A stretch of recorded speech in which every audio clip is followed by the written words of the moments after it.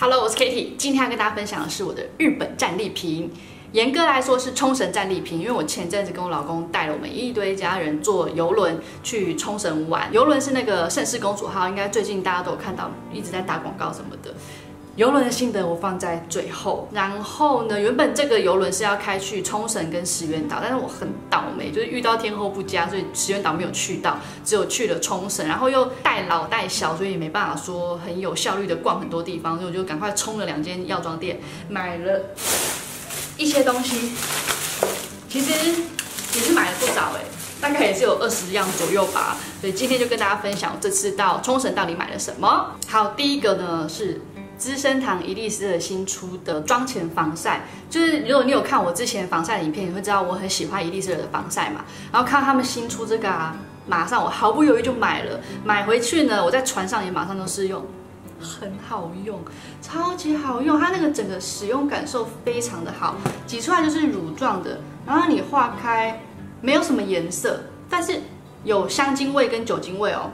如果你讨厌酒精味的话，我是觉得没有很重啦。那你化开，你看是几乎没有什么颜色，然后皮肤会有一点点光泽度跟一点点提亮的效果，然后它擦起来是非常非常舒适的，你会觉得好像只擦了一层保湿乳液的感觉，没有说擦了什么厚重防晒的那种感觉。但它的防晒系数是写 SPF 50+，然后 PA 4个+，因为我用的时间不长，而且在日本买防晒他们政府没有规定要标那个成分的浓度，所以在日本买防晒比较讨厌的是，你就没有办法看到成分到底好不好。那因为我自己本身用过的资生堂防晒都还蛮喜欢的，所以这个我是对它保持着很高的期望啊。那目前用起来就是使用感受很好，但是到底有没有防晒的效果呢？我是比较不能肯定的。好，你看我这样擦一层就是肤色有提亮一点点，然后脸的滋润度，你不觉得看起来更好了吗？就是脸看起来有那种喝饱水的光泽感，可是不会油腻哦。它绝对不是那种什么油腻不舒服的感觉，完全不会。它的使用感受跟擦上来那个效果是真的非常非常的漂亮。接着上底妆，那我这次没有买粉底，但是因为我前阵子在屈臣氏买也是有这个粉底液所以我今天就用这个来上妆。然后防晒我刚刚有上了第2层，你看一下我上了2层之后，脸还是不会有油腻的感觉，就是喝饱水那种滋润的光泽感。但像这个防晒，我觉得可能油性肌肤又不适合，因为我擦起来我觉得是非常非常保湿的感觉。这个粉底它是一个很乳状的质地，然后抹开来遮瑕度差不多有到中度，但我觉得没有说很好用手推匀啦，我还是要靠美妆蛋这样拍一拍，它会让你的整个皮肤质感看起来更精致一点。好，我们看这边是擦了1层的，这边是都没有擦的，就整个肤色的均匀度还不错。然后你看眼周的遮瑕，我就擦1层而已，我觉得遮瑕度算是很 OK 的。那像如果局部想要加强让我雀斑的地方，就可以再拍一点上来，只要等一下让它贴合一下再拍开，这样遮瑕度会更好。我就快速的把这边也抹上，你看它的质地是这样子很乳状的，我觉得它的质地跟兰蔻，等一下我拿一下哦，它的质地跟兰蔻这一罐非常非常的像，只是兰蔻用起来会更奶油肌的感觉，那它这一罐用起来比较没有那种漂亮的光泽感，但是以价钱来讲我觉得它的妆效是已经很好的了。好，我刚刚雀斑上抹的这些再拍开，这样子。但我觉得这个底妆你顶多就是叠2层。如果你再叠到第3层的话，它就会开始影响底下那1层，就会有点那种互相打架搓泥，把前面推掉的感觉。所以你要堆的话，就顶多是堆到这样子。可是以我的雀斑来讲这样堆已经有到差不多7、8层的遮盖力了吧。所以我觉得这个底妆本身的遮盖力是很足够的，然后它的妆效我也蛮喜欢的，就是那种自然的光泽度在。好，距离拉远，你看一下妆效是这样。有没有？我觉得妆效是很精致的。虽然说这一罐它在开价来讲算是贵的，我记得好像是600块左右吧。可是它的那个妆效质感是真的有到达这个价钱以上的感觉。再来定妆呢，我这次发现 Kissme 有出一个比较给熟龄肌使用的开架系列，我不知道这是新的还是我现在才发现它们。那我这次就买了蜜粉饼跟松粉，还有粉饼跟唇彩，看起来真的都超棒。然后我试在手上觉得它们这种粉类的东西粉质也非常非常的细，然后它是比较诉求给熟龄肌用的嘛，所以保湿度想必是会比较好。那像我用开价的粉类啊，我通常都会怕它保湿度不好，所以这个我觉得我是对它抱有非常非常大的期望，因为我真的之前去日本从来没有看过这个柜位，我会把照片放在旁边这边。如果你知道答案，就这个到底是全新的系列，还是它其实存在很久，可以麻烦你在底下留言告诉我。这一柜的东西啊，我会很想全部收回来测试，因为感觉真的都非常非常好用。好，我们先看这个松粉型的蜜粉，我就直接用它里面附的粉扑来拍上。好，我现在颧骨这边光泽还蛮明显的吧，我们来看它会不会吃掉很多光泽。是，它是会吃掉光泽的，然后有一点颜色修饰的效果。有没有觉得铺完之后，我的脸看起来更白了？擦在脸上我觉得还好。因为它很雾哎，跟想象中的有点不一样，它好雾哦。而如果你是喜欢雾面定妆的话，这个 OK。但现在这样擦上来觉得没有什么特别的。好，我们现在对照一下，你看这边是铺了蜜粉，然后脸就看起来比较白。那这个白我觉得有点死白哎，跟它上面写透明感就保湿是。透明感完全没有，但保湿我不知道，所以这个可能之后我还会再跟你们更新它的心得吧。但是透明感是完全没有做到的，没关系，我们不要气馁。我还要买蜜粉饼，我们来试试看蜜粉饼是不是效果会好一点。但同系列的蜜粉饼跟蜜粉应该会差不多，会不会有可能是我刚刚蜜粉铺太多了？好失望哦，因为我对它抱了很大的期望哎，看一下。蜜粉饼的颜色有一点粉粉的，我不知道你们看不看得出来，就是淡淡的粉色，应该也是会提亮肤色。我们要看这边的光泽度，一样是会被吃掉。可是我觉得蜜粉饼比较细耶，蜜粉饼上来是柔焦感哦，像松粉啊我觉得是一种死物感，可是蜜粉饼上来是有柔焦的感觉，我觉得两个妆效是有不一样的。不知道是我的错觉，还是用量多寡会影响妆效，但是它同样就是都会让你的脸变得白。为什么那么白？你不是说透明感吗？还我透明感啊！完全没有透明感啊！好，我们看一下拉远之后，它就是很雾，然后有白白的，稍微一点点面具感。然后粉感还蛮重的，但我不知道是我拍太多还是怎样，我现在没有办法对这两个东西下定论，这个我可能要再多用一阵子再跟你们分享到底心得是怎么样。但是目前来讲啊，说好的透明感是没有的，它完全没有给我透明感。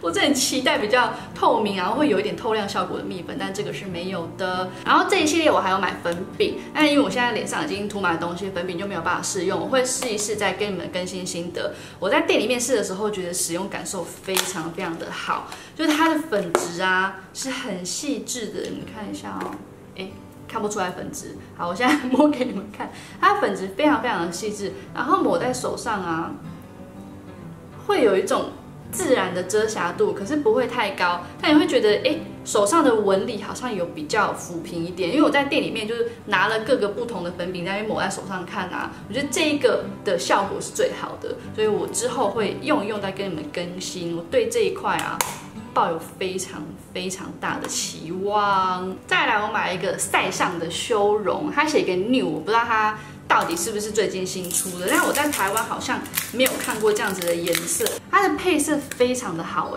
看不会有那种太红或者太棕色的感觉，甚至你看这一格是非常非常带灰调的，看不太出来。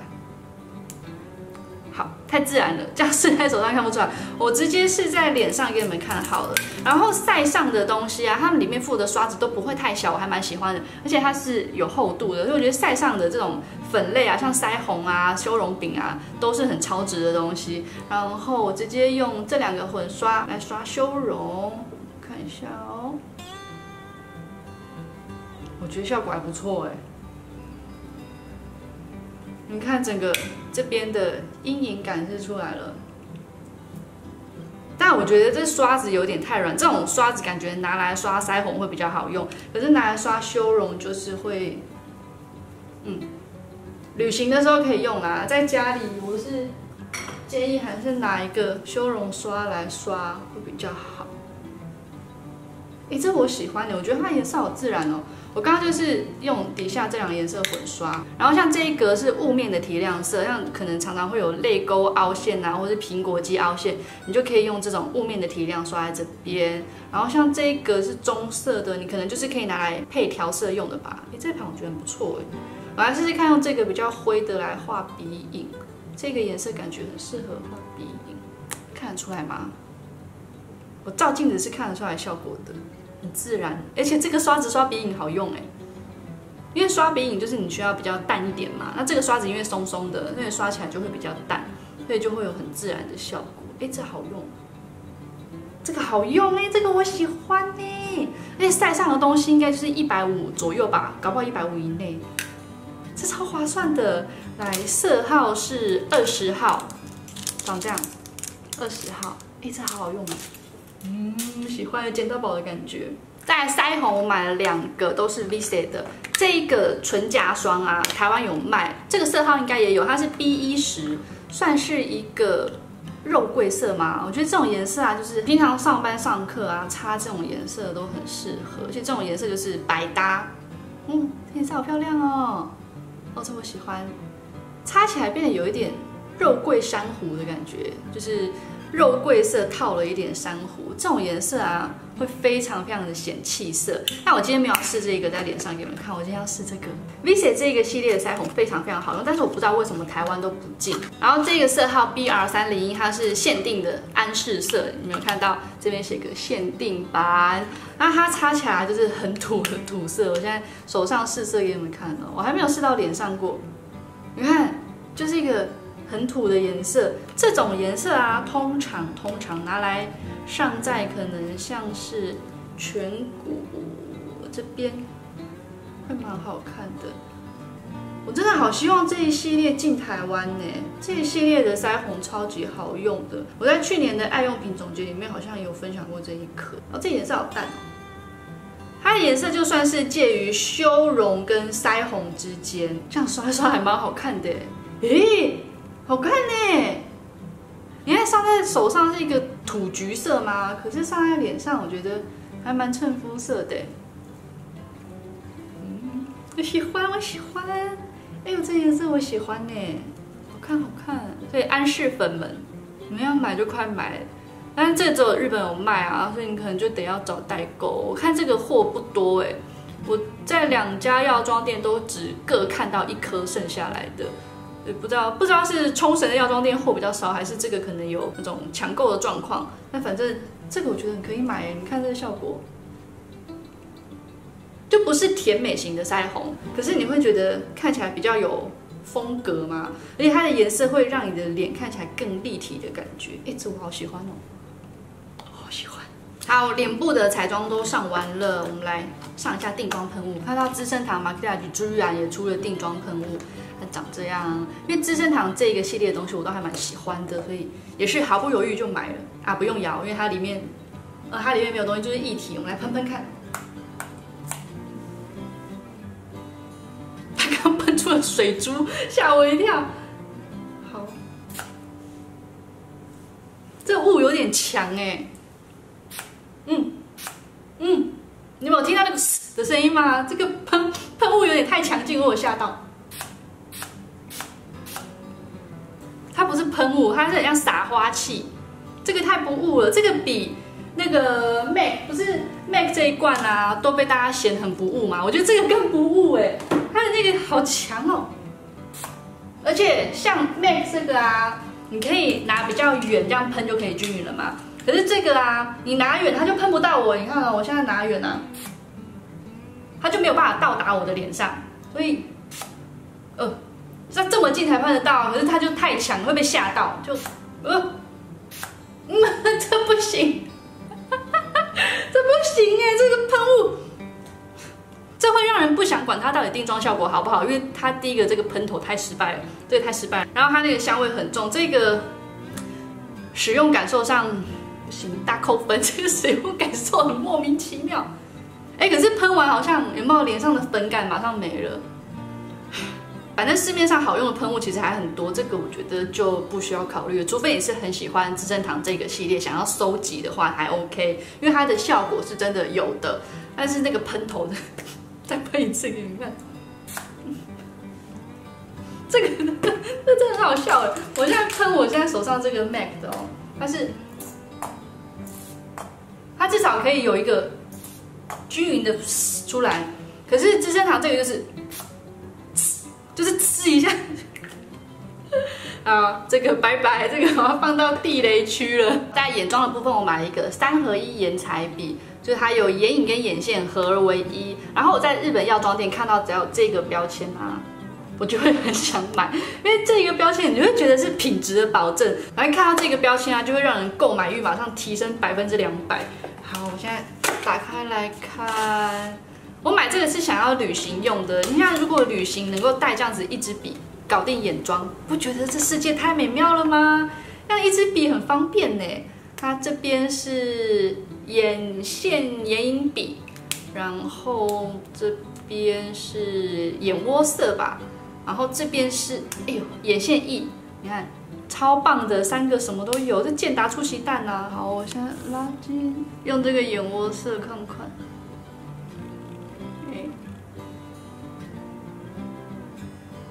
好，你现在看有没有觉得没有看到东西？我照镜子也没看到什么东西。怎么会这样？多沾一点。哦，有，多沾一点就有了。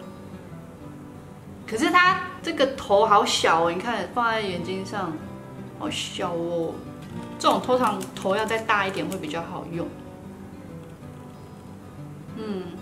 只能说这个妆效非常的日系。就日系的眼影不是都超淡的吗？这个非常的日系，它是有亮片的哦，可是亮片没有说那种很粗糙的感觉，我觉得这个亮片淡淡的这样的效果还蛮好的，只是颜色真的非常淡，而且你要这样子一直来回沾，才沾得到东西。它可能容量蛮少的吧，然后看一下容量哦。哇，它上面这个考验眼力耶，好看不到。眼下也可以直接画，2只眼睛对照，有啦，这边深邃度还是有出来，颜色还蛮自然的。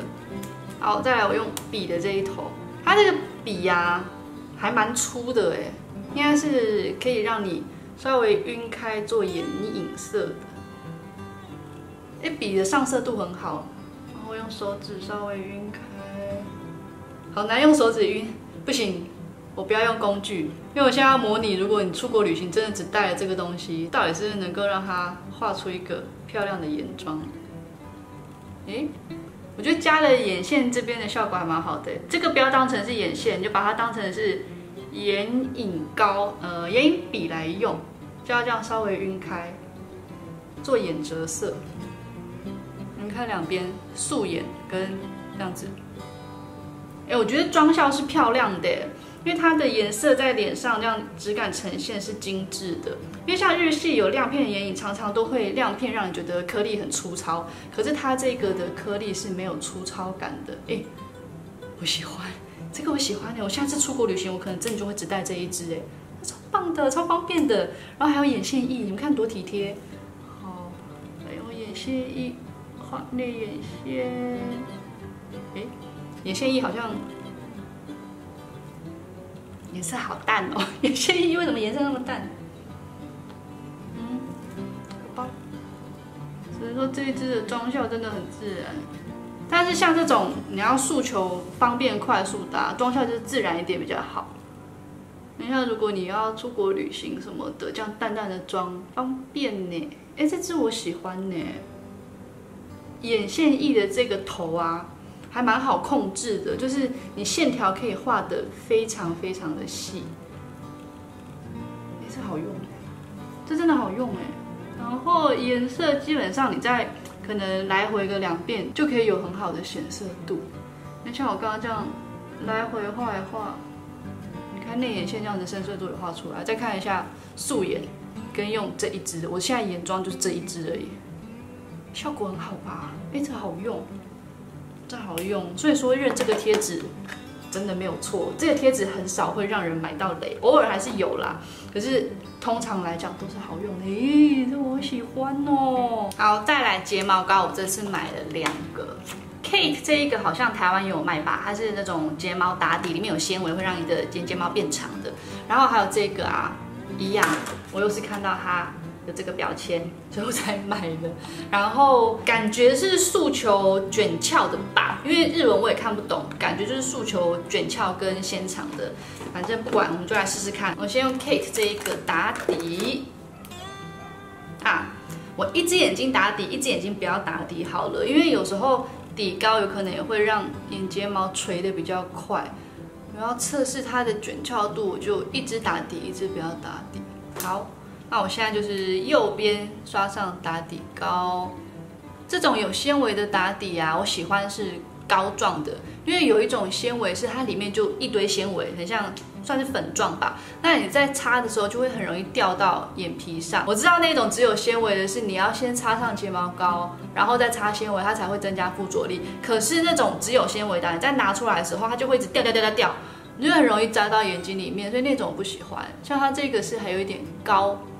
可以帮助附着在眼睫毛上，然后也不会从这个棒棒上掉落，这种我是比较喜欢的。好，擦上底膏这一边呢，我们就让它停留干燥一下。我先来试试看这个红色这一支，我觉得它包装还蛮漂亮的，这样子瘦瘦红色的，然后它的红也是漂亮的一个红。因为我觉得红色啊，其实常常会让人觉得很俗气廉价，可是这一个它的调色是很漂亮的，很精致的感觉。哎，我今天眼睫毛夹得好翘，赶快刷哦！那棒棒好细哦，超细的，哇，这么细我喜欢，这样不会容易沾到眼皮上，因为像我上眼皮很浮肿啊，就很容易沾到睫毛膏。这样细细的就不会沾到嘞，可是细细的相对来讲，你就要花比较长的时间慢慢刷。这个是没有什么浓密的效果哎，不知道是不是刚开，所以它比较湿，感觉刷一刷会有一点纠结，但是它又不浓密哦，但也没有纤长，然后也不翘，你看有没有？已经垂了，已经垂了。我觉得我的眼睫毛啊，真的就是验证这个睫毛膏到底 hold 不 hold 卷翘最好的东西耶。因为我的眼睫毛真的是很爱躺下，我不知道他们有多累，就每次把它们夹个翘的飞天，然后它就马上躺下。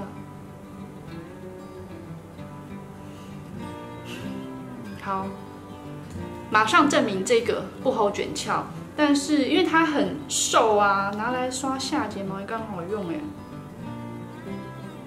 这个是适合刷下睫毛的，这好哎，但不知道它会不会容易晕染。如果它会晕的话，我可能更新在底下描述栏，因为我描述栏都会列我今天分享哪些东西嘛。那如果我有更新心得的话，我就会顺便写在那边。但目前这样用啊，它对于下睫毛的效果是很好的。这不错，而且这一支不贵，看哦，它上面写951块日币，951块日币是多少？不到300块台币吧。那我觉得这样子刷下睫毛是 OK 的。来试试看有上底膏的这一边，它这个底膏也会增加浓密度。像有上底膏，你在刷的时候就要更小心，因为会比较容易纠结。那你看有上底膏，我就会比较一直用 Z 字形去要把它梳开，因为有上底膏就会太浓密，就会容易纠结，所以你要比较有耐心的慢慢这样子把它梳开。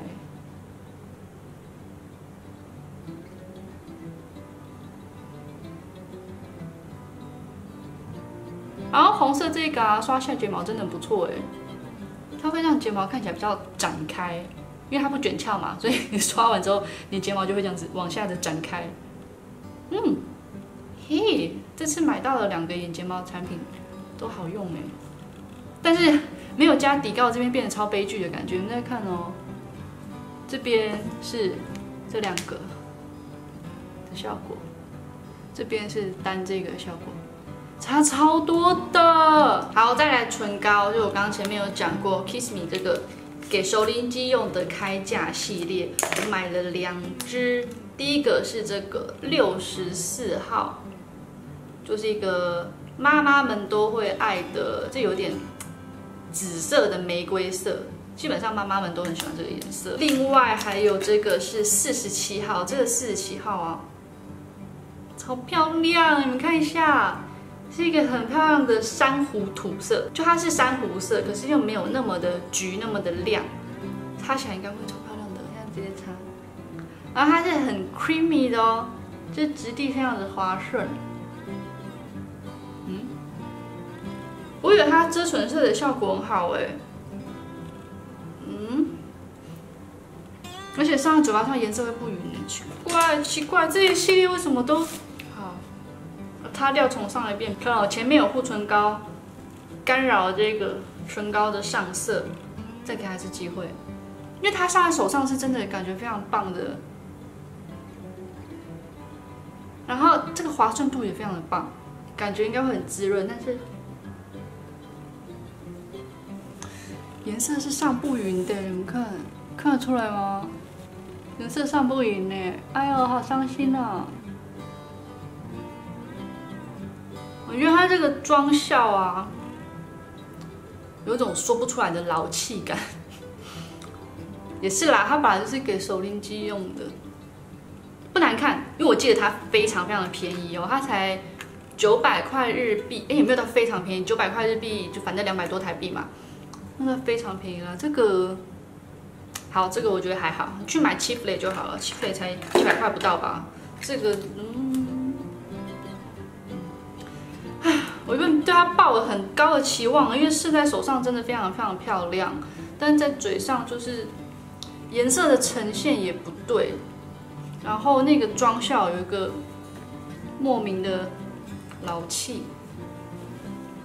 好，你看不同产品就有这种天堂地狱来回好几遍的感觉。好，要用在脸上的东西都已经结束了哦，还要买一个很白色的东西。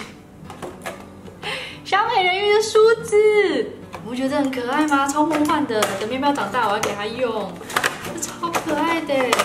它这个系列好像还有白雪公主、美女与野兽之类的吧。但是你知道梳子梳头发，当然就是它小美人鱼啊。小美人鱼不是最招牌就是它漂亮的头发嘛，所以我就用这个来梳。哦，这超可爱的。好，这个主要是要买给喵喵的啦，但它现在还没有头发可以梳，它要可以梳头发可能要2年以后吧，先收着。然后还有酸梅，这个是我在那个唐吉诃德买的，我其实总共买了4包，我不知道有一包跑哪去了，然后另外一包给了我妈。这个啊，如果你喜欢吃日本那种梅干，就是它是去籽的，然后它的梅肉啊非常的丰厚，我现在咬一口，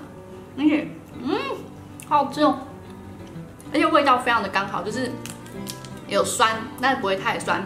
然后这种通常都会有一点点咸味，可是它也不会太咸。这个真的超级好吃，这个我每次去日本都会买很多回来。好好吃哦！而且它这个厚度真的超够的，因为像台湾那种去籽梅干啊，通常都是你知道很薄，就吃了觉得很没 feel。但是这个啊，咬起来蛮爽快的，而且味道真的太棒了，都好吃。在唐吉诃德买的哦，我只有在唐吉诃德有看过这个东西，我每次都会去唐吉诃德买这个，然后它价钱是没有写，但我记得不贵啦，应该合台币是300上下嘛，反正不贵。以日本梅干来讲，其实它这么大一包是不贵的。这个去日本真的，如果你喜欢吃梅干的话，一定要囤货。漏掉一个美妆产品，它是 Kiss Me 的睫毛膏卸除液，这个东西我分享过很多遍了。那我会买，其实是因为我没有忘记带在身上了，那我需要卸睫毛，所以我就买了这个。然后看到它非常便宜，好像合台币应该是200以内吧，反正非常便宜，我就买了2个。如果你的睫毛很持久、很顽强的话，你一定需要这一个。好，然后还有这个酒粕面膜跟同系列，可是我完全不知道它是什么产品，它是一包这样子，你看像饮料袋。上面是这样子转开来的，然后一样是酒粕嘛，但是我看不懂，我看不懂它是要干嘛的。它里面是有点像乳状的东西。那我为什么会买呢？第一个，它又有这个第一位的标签。再来呢，在它店里面，在这个商品前面放了一个牌子，写1人限购2包。1人限购2包，然后有这个第一位的牌子，当然要买啊。可是我就搞不懂它到底是什么啊？来看得懂日文的朋友，你们可以告诉我这是什么东西吗？如果有答案，麻烦在底下留言告诉我，因为我真的完全不知道它是干嘛的。然后它同系列还有这个面膜，面膜我已经打开来用过1次了，我觉得使用感受非常的好，就是它使用完你会肌肤比较明亮，然后有保水度，然后它里面那个精华液也不会太油腻的感觉。然后它里面这个精华液是很丰富的，就你每一张都是很湿润，可是不会湿到整个滴滴答答，而且它的那个精华液不会太黏腻，不会太油，所以你敷完就是保湿度提升，然后整个脸的明亮度提升。但是我不知道它对于长久皮肤的改善有没有效果，因为我只敷了1张。然后它还有一个非常棒的地方是面膜纸的设计超好，它非常服帖。然后它还有做这个眼睛，你们看一下，哎呀看不出来，我直接拿1张出来给你们看好了，这样看得比较清楚。它是有那个酒的味道哦，很像有清酒的味道吧，我觉得还蛮好闻的。然后湿度真的非常的够，然后它有做这样子，你看这个眼睛的地方。所以你就是可以敷到很贴合你的眼型，我非常喜欢面膜有做这样子眼睛的设计。然后它还很棒的是啊，它嘴巴通常嘴巴不是一个大洞吗？它嘴巴一个大洞，你就觉得这边都敷不到。然后它这个嘴巴只是这样子切了一点点，所以连唇周都是可以完全的覆盖到。这个面膜纸的设计我真的太喜欢了，而且服帖度，你看一下哦，我现在盖在手上，它的服帖度也是非常的好的。以这种大包装，这1包可能也就200块台币吗？我忘记了，反正不贵。然后1包有10片嘛，那有这样子的品质啊，我觉得真的是很棒。就以整个使用感受来讲，真的是满分，我觉得没有的挑剔。但是效果我真的就不知道啦，可能要长期使用才能感受到效果。这个我是很推荐你可以试试看的。好，再来我还买了防晒手套，这个要打开来戴给你们看吗？戴给你们看有点无聊。好，不管，反正开箱嘛，我就是全部都告诉你们我到底使用感受是怎样。它上层是完全覆盖的，然后下层是洞洞状的，看出来好，你看这边有点透明的感觉，它是洞洞状的，然后这边是完全覆盖的。然后我虽然看不懂上面写什么啊，但是通常这种就是诉求比较凉快一点。我现在在冷气房里面，我感觉不到它到底会不会闷热，但是如果你是很怕晒黑的人，这个是很好的东西。好，有凉感呢。有套上的这一支反而是比较凉的感觉。好奇妙哦。还有凉感，我快要起鸡皮疙瘩了。真的有凉感呢，这好棒哦。这好棒哦。这可以买，它真的有凉感呢，而且它上面这样子黑色还蛮密的织法，应该是真的会有防晒的效果。它应该布料也是特殊的吧？然后如果你是可能机车族，真的超适合、超需要这种东西的。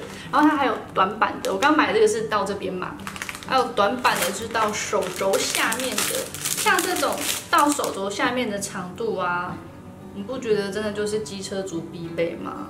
像机车族很辛苦，而他们骑车手在那边就会晒很黑。你看女生没有人想要自己手这样黑黑的，这个就超刚好的。你想一下你在骑机车，这么超棒的，超棒，而且真的凉凉的。因为通常这种东西都会让人家很闷热啊、流汗什么的，这个真的凉凉的。喜欢哦，喜欢，这应该多买的。但那时候我看到，就架上只剩下2个这个跟1个这个，所以我就跟我婆婆把架上全部都买走了。我婆婆也有1个这个，我婆是一个非常爱漂亮的阿嬷，就我婆婆真超级爱漂亮。她每次出门啊，妆都化得比我还完整，我觉得我婆婆超酷的。她那种唇膏啊、眼影、眼线啊，整个无一不缺，我真的很佩服她。好，再来还有什么？那个很白痴的东西，这也是我只是买好玩的啦。妙妙戴起来超可爱，我把它戴起来照片放在旁边，这戴起来真的超级可爱的。这个，凤梨墨镜，你不觉得这东西就是很幽默吗？如果我戴了这个录影，你们会看吗？那还蛮可爱爱的。我觉得如果是去什么海滩度假，看到戴这个，我会觉得它超可爱的。这我好喜欢哦，而且喵喵戴真的超级适合。好，再来最后一个，这是保养品。它是资生堂旗下的敏感肌专用乳液，我就觉得它看起来很好用，然后可能像什么换季的时候啊，或是有时候皮肤会比较容易敏感的时候，我就会想要用用看。我目前还没有用过，我在店里面有用它的质地，我觉得非常非常的棒，所以我就买回来试试看。那这个它如果很好用的话，我之后会分享。那如果我之后都没有分享的话，你就知道它是一个可有可无、很普通的东西。反正这个我会用来跟你们分享我的心得。这个是乳液，跟这个是乳霜，然后它的包装是这样子，很简约的。它的包装我也很喜欢。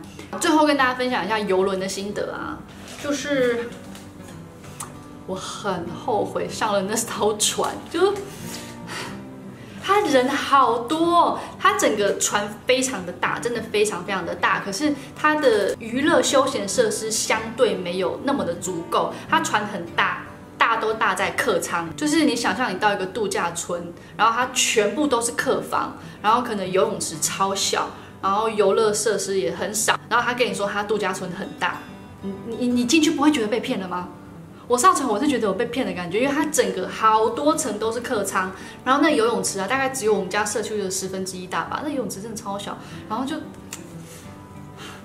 我真的很失望哎，然后食物也没有说很精致多样化，就没有，就失望。我的个人感受啦，如果你做了很喜欢，请不要骂我，就是我个人感受是失望的，因为我会想要坐邮轮，是我前几年结婚的时候蜜月旅行，我有去美国坐他们 Disney 邮轮，我那时候上 Disney 邮轮啊，超开心。真的超级开心，我那时候就觉得邮轮真的是太棒了，它是全世界最完美的旅行方式之一。就是你上船，然后就玩它那些游乐设施，然后吃东西也好吃 ，room service 也免费。然后你在船上玩乐的时间就是顺便移动，等于说你的交通跟玩乐时间是重叠的。就对于我这一种很怕浪费时间的人来讲啊，邮轮真的超棒。然后到定点放下去之后，你就可以继续玩地上那些东西嘛。所以我之前坐迪士尼邮轮的感受非常好，让我很爱邮轮这个东西，这次才会带着我一大家子人去做啊，结果失望，人爆炸多。我放了一张很可怕的照片在这边，就是它有一个晚会，然后那个人啊多到让我觉得我很像在海上难民营，真的很可怕，超可怕。我这辈子再也不会坐公主邮轮了，太可怕了，吓死我了！我现在真的还在那个惊魂未定当中，那真的是吓死我，人好多。好，所以邮轮，我觉得就是要慎选啦。这次做到的盛世公主号，真的就是。不想多说，我觉得抱怨太多就是会很容易会引起不同的声音，然后可能大家就会有冲突啊。反正我个人真的就是不喜欢，不推荐。但是你可以去找多一点心得来自己决定你想不想去这样子。好，以上就是我这次的战利品心得，还有邮轮小小的抱怨。好，希望你喜欢今天的影片，不要去订我频道，拜拜。